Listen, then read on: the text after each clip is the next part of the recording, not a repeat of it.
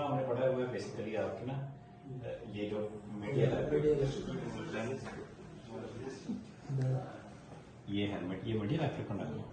ठीक है। तो जब इसकी इन्फ्लामेशन होती है तो आपकी ये जो इसके करीब जितनी भी नर्व्स हैं ये हो ये अल्मना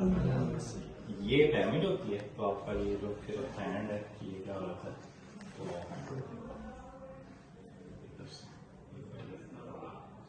अभी आपने इनकी डिटेल याद करनी होती है। वैसे जो है ना इसकी पूरी हर एक नर्व की ना आगे टर्मिनल ब्रांचेज हैं। ये देखिए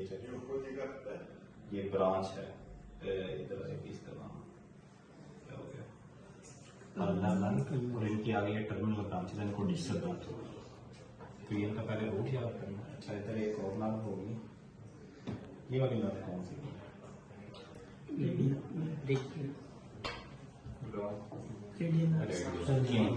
क्योंकि इधर ग्रूव होता है रेडियल ये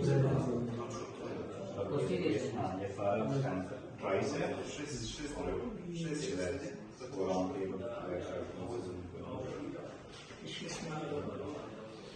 इसके अलावा एक इधर है ये वाली पीरियड एक्टिव